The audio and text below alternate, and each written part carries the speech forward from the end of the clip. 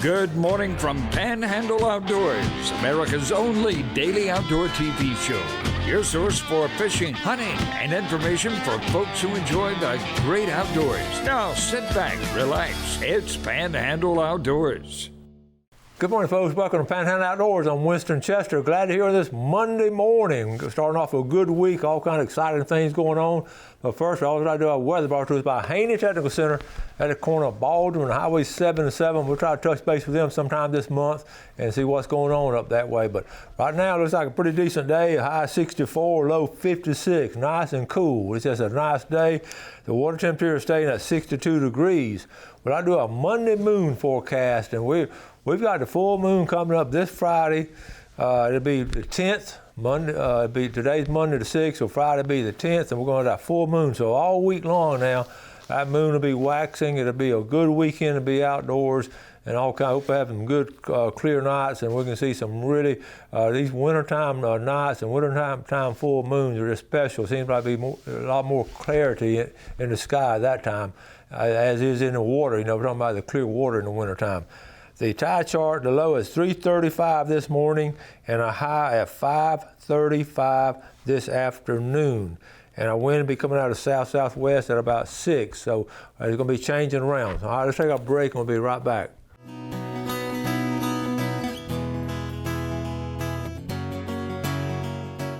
All right, welcome back. I want you to follow me on this now. It's going to be fascinating. We're starting our 15th year here on Panhandle Outdoors. We've completed 14 years, and Jeff and I were just sort of scratching our head and wait a minute, how did we do that? Is it that many years?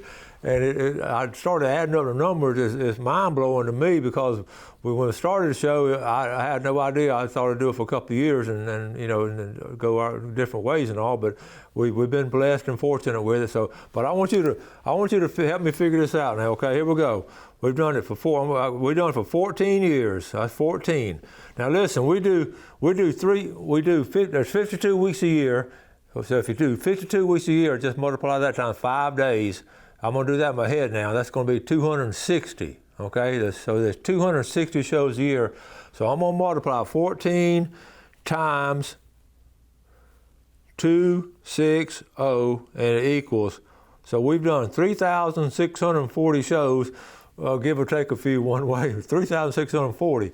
So I'm thankful. I feel very blessed and all. Only because we've done these shows because of the sponsorships we've had and the viewers like you have been so loyal and all. And I started thinking. Every now and then people say, well, what is Panhandle Outdoors? And I used to say when I first started, it's just a hunting and fishing show. But it sort of evolved over the years because of different things and different interests for the viewers and just my personality, whatever just fits in. I've shared the things that I like, like history and environmental things and young people. And so I wrote down, our motto is to inform and entertain. That's really when Captain Roy and I talked about it, we came up with that. We just want to inform the folks and entertain them. And I know y'all get a kick sometimes just looking at us, but anyway, it's not just hunting and fishing. It's sort of, I wrote down, it reflects, and it really does. You start thinking about it. It sort of reflects the culture of our people here in the Florida Panhandle, and of our heritage and what we enjoy doing. And it's a rich culture, and it's a different one. And you don't believe, you talk to some folks that come in from out of town and from other places and all, and they're fascinated with us, and I take that as a compliment. But some of the things that we just take for granted, we're able to do, and that's one of the things that sort of keeps me going on because I want to keep our outdoor culture alive. And then also we talk about how we always encouraging young people, and that is so important. And it's just we just gotta do that. And so we have students of the month, and we show a bunch of pictures of kids with deer and big redfish and all kind of things, and they get a kick out of it. Family gets a kick out of it. That's just a good thing. So we'll continue to do that. The giveaways, I told Gail, I said, we're sort of like the Wheel of Fortune in morning TV because of the stuff we give away. We don't give away much as Vanna gives away, but we do enjoy doing the giveaways and with people like Tarpon Dock and the little things we have here. So the giveaways is part of our shows. And one year I added up, we gave over $5,000 worth of stuff away, including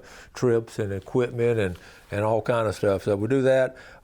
We spend one of the things. I feel like is a conglomeration, an amalgamation of all these things. It's not just an outdoor show, but we can sum it up by it being an outdoor show. But I feel very strong about the bond that we have as Panhandle Outdoor staff and you, the viewer, and the bond we have with our sponsors. That's just real special to all of us. And I think y'all feel it because I get the feedback from y'all. I get the emails, the texts, the phone calls. And I appreciate those. And like I said before, if for some reason I have not answered you, please send it to me again. I get sometimes bombarded with them. Sometimes I go a couple days without them. But I try to answer each and every one. But that sort of, there's not many places left where you get a TV show like this. And I'm not bragging, but we're blessed to do this. We're thankful to folks at Fox 28. There's some fine people here. I enjoy working with them. We talk about Jeff all the time and what Gail does. We've talked about that. But the whole staff here at Fox 28 has been good to us. And we've had like 3 different owners. The owners we have now, they're up there in Virginia, and they just they've been good to us. So we appreciate that. So we've got a good situation here. And I just wanted to get that out on a Monday morning. And I don't know how many more shows. I don't know how much longer we're going to do this. We're going to do this for a year because my contract starts in January. So we're going to do it for a year. Might do it 1 year. We might do it 5 more years. Might do it 10 more years. I don't know. I think it's wherever God leads us, and if He thinks this is things we should be doing as a TV show and a staff, and then we'll continue doing it. If other things come up, like I said, we just don't know what's going to happen. We're not promised a tomorrow. And we're just going to take each day and do the very best we can each and every day. We ask for your support and, of course, your prayers, and we just want to continue doing it for as long as we can. So, with that being said, let's take a quick break. We'll be right back.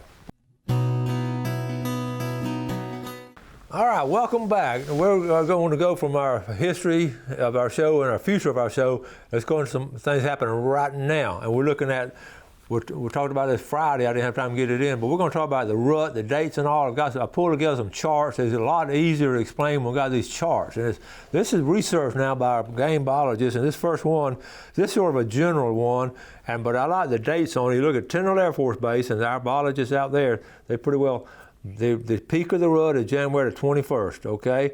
And then look over to the far right, up in Tallahassee. We're just wrapping theirs up. And then look over at Eglin. These come from military folks now.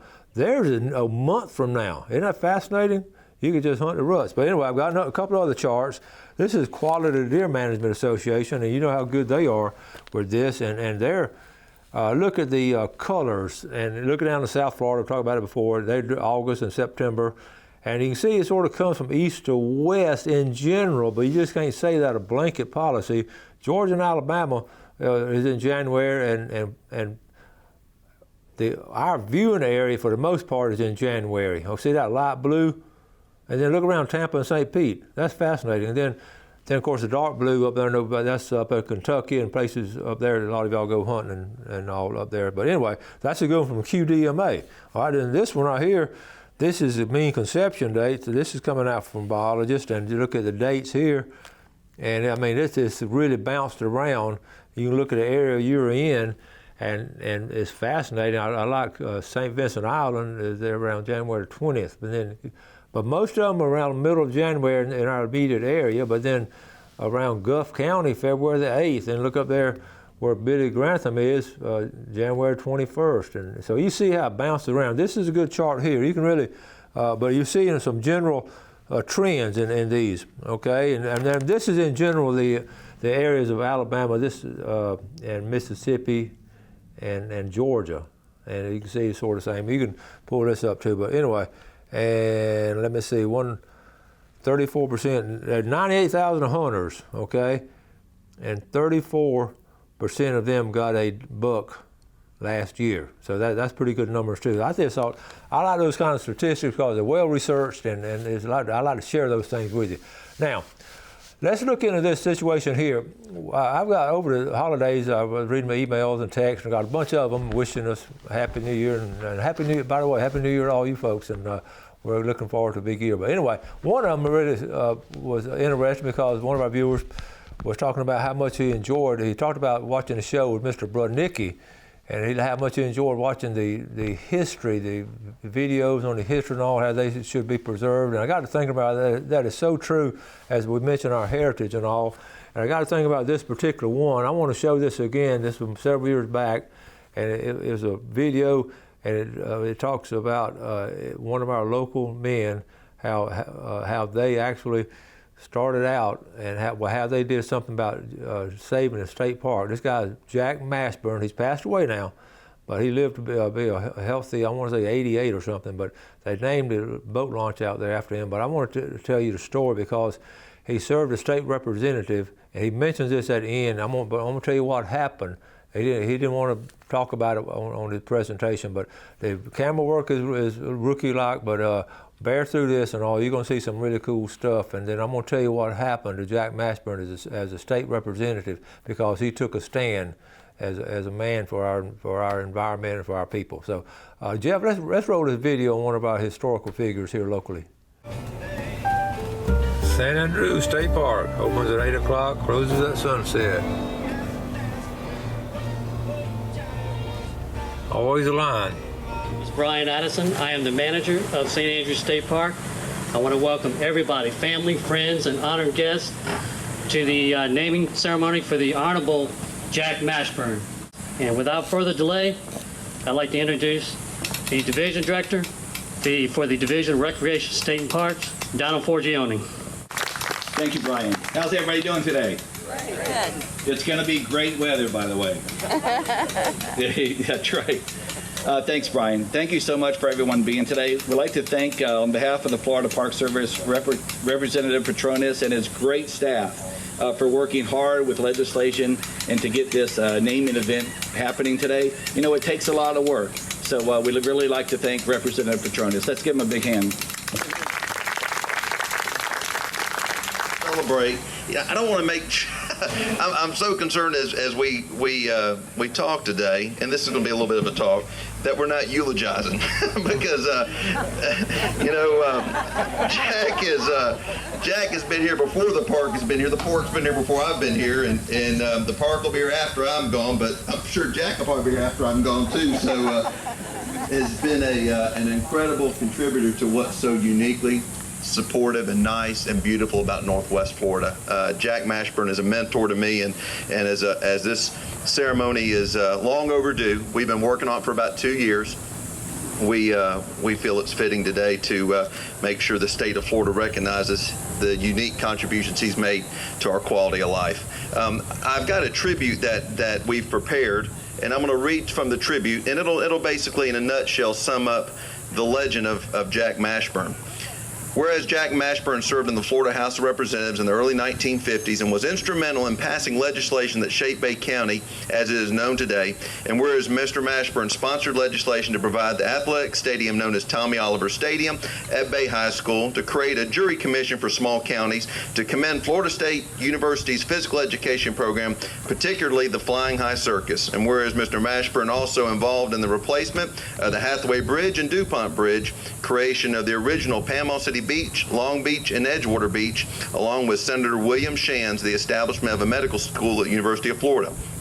And whereas much of the growth in Florida State Park System can be attributed to Mr. Mashburn, as he has helped establish the Camp Helen State Park, sponsored legislation to establish Wayside Park within St. Andrews State Park, and most notably was prime co-sponsor of the bill that saved St. Andrews State Park itself. Now within there it's located the Jack Mashburn Marina, designated in his honor. Now therefore let it be respectfully proclaimed that Mr. Mashburn is commended for his invaluable service to the Florida House of Representatives, his lasting contributions to Bay County and the area of the state, and wish him success and happiness with the years to come.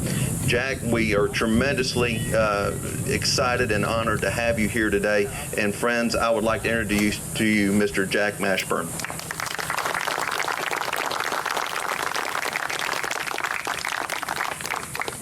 Thank you, Jimmy. And after that, I'm kind of like the little boy that fell in the barrel of molasses. He looked up and said, "Good Lord, give me the mouth for it."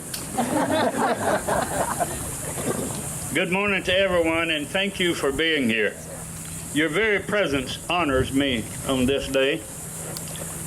I am humbled beyond my ability to express and grateful beyond belief that I'm to be so honored in the autumn of my life. First, I want to thank State Representative Jimmy Petronas for his efforts in pushing this through the legislature. It's not an easy task. And I want to thank also State Representative Leonard Bembry, who couldn't be here today, for him allowing this bill to be attached to his so it could facilitate a speedy passage. I wish he was here, and I thank him.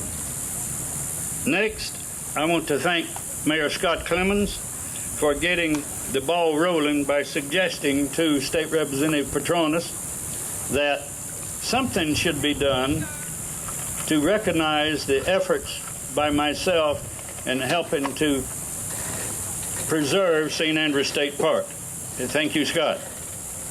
Next, I want to thank the State Representative Petronas' staff, Patty Butchikus and Dante Anderson. They worked with total dedication to keep the bill on track and kept me informed all the way. I also wish to thank Mr. Donald V. Forgione, Director of Florida State Park Service, for his efforts in helping to make a success of this award ceremony. And my thanks to Mr. Brian Addison, State Park Director of St. Andrews State Park, for all his efforts in helping make this day more beautiful. And lastly, I wish to thank any and everyone who may have had in any way helped to make this possible. I thank you from the bottom of my heart. Next, I would like to ask that Professor Janice Lucas stand and be recognized. She has long supported the parks. This is what she created as a program for Black History Month. Thank you, Janice. I appreciate that so much. I wish Commissioner Jonathan Wilson was here because he has supported these parks for a long time also, and I want to thank him. I'd like to tell a brief story about I was on a trip sponsored by the Bay County Chamber of Commerce as a guest of the Air Force in 1984 to Colorado Springs. At that time, sitting on the plane with me was former director of the Department of Environmental Protection, Dr. Gissendaner. And he asked me if I was the Mashburn who introduced this bill creating this wayside park, and I said yes. He said, "Well, the park should be named for you." And I said, "No, sir, it shouldn't." He said, "How would it be if we got a ball rolling so you could do that?" And I said, "Well, if you did, I would not approve, and I certainly wouldn't participate, and I would refuse to accept, because this park was created in 1946, and many people played a part in it. But I helped save it, but I did not create it." Shortly after elected, my father offered me some advice. He said, "There's one thing you should always do is do the right thing. Not what's popular or what may bring you more votes, but the right thing."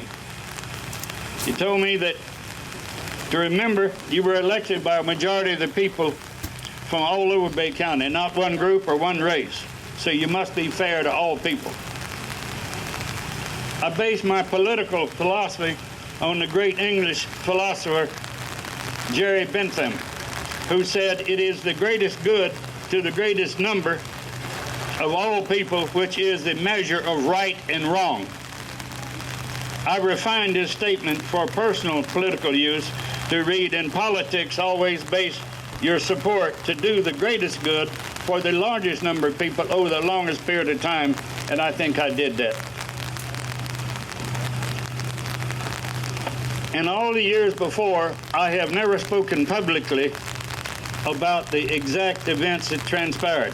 But today, as Paul Harvey says, you are getting the rest of the story. Soon after I was elected in 1952, I heard rumors that St. Andrews State Park may close. Well, I was horrified because I'd come out here in 1946 as a senior in high school with a friend of mine whose father had a Jeep, and that's the only way you get in and out of four-wheel drive. After investigating, I discovered that a group of business people had a drive on to get the federal government to recall this land and sell it to them for development. Well, at that time, there was little money the state had right after the war, and the Bay County had none, so they called it a park but wasn't doing anything with it. It was just sitting here. Well, when I heard all this, I decided right then that if I do nothing else this legislature, I will put a stop to this.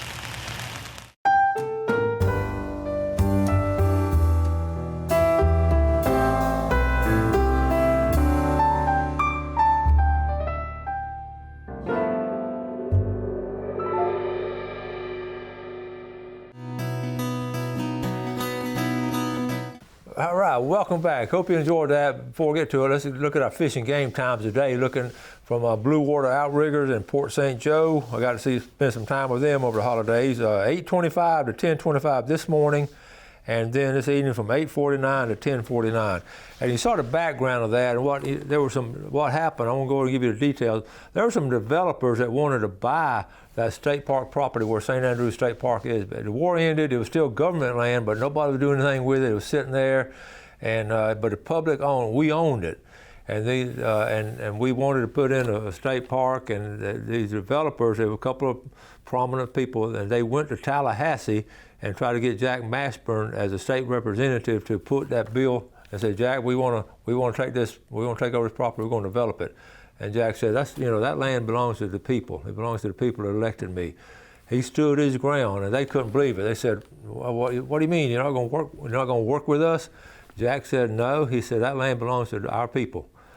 And Jack, they said, Jack, I wish I had this recorded, something like a movie scene. Jack, are you sure of this? And Jack shook his head, yep. Now, Jack and I became real close friends, and he told me this story. And so this is exactly what he said. He shook his head, yep. They said, well, Jack, that's going to cost you the next election. You understand that? And Jack said, I do, because these people had a lot of money. They were developers out there at the beach, and they knew back then money meant a lot in politics, as it does now. But Jack stood his ground, and we have St. Andrews State Park now because of the man right there. And guess what? He lost his next election. He was a one-term rep. But man, what he did for what he did for us is remarkable. Hope you enjoyed that story. Y'all have a great day. Do something good for your fellow man like old Jack did, and God bless. Thanks for watching America's only daily outdoor TV show, Panhandle Outdoors with Winston Chester, featuring hunting, fishing, and other activities and information to help you enjoy the great outdoors. Join us next time for Panhandle Outdoors.